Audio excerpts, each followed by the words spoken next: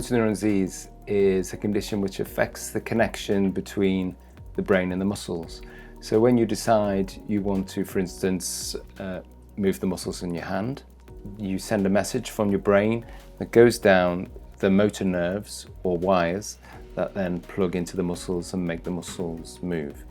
In motor neuron disease, that connection is lost. Those motor nerves or wires are dying. That leads to weakness of those muscles. We now know motor neuron disease isn't just a condition that leads to weakness. It can also affect the way that people think and their behaviour. In as many as 50% of people with the condition can have thinking or behaviour changes, and for some, it can lead to something called frontotemporal dementia, which we know as FTD. Now, these symptoms can lead to problems with making important decisions about care, the use of language, and also quality of life for both people living with the condition and their care partners. Early on, these symptoms might be difficult to spot, and sometimes they can be confused for other things, such as the stress of living with the condition. And it's for this reason our guidelines recommend that everyone with motor neuron disease be assessed for their thinking and behaviour, but we know that this hasn't been the case.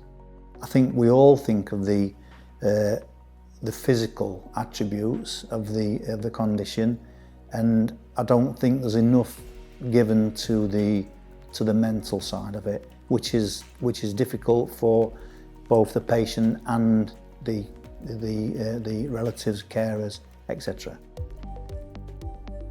Please say the days of the week out loud as quickly as you can. You can start when you are ready. Monday, Tuesday, Wednesday, Thursday, Friday, Saturday, Sunday. Hi, I'm Dan Blackburn. I'm an academic neurologist with a specialist interest in dementia and cognitive impairment. I've helped develop a system called CognoSpeak, which is a system whereby you can speak to a virtual clinician on your computer from your own home, and it measures your speech patterns for signs of cognitive impairment. Cognitive impairment and dementia can complicate other neurological problems such as motor neuron disease, Parkinson's disease, multiple sclerosis, even epilepsy. And so we really wanted to make CognoSpeak suitable for these other conditions. Please tell me about your last job and give me as much detail as you can. My last job was as a company director for a company that was predominantly into building. Thank you. CognoMND is a digital tool we've developed to make it easier to test thinking ability and behaviour in people with motor neuron disease. A digital agent is shown on screen and engages people in conversation. It asks a series of questions, and spoken responses are recorded and then analysed to check for any changes in thinking or behaviour. I personally would want to know if I was suffering any cognitive issues. It allows you to plan for the future. It possibly means you'll request help earlier. With CognoMND, we aim to improve access to testing so that appropriate support can be put in place. For example, helping people with MND make decisions about their future care and treatment.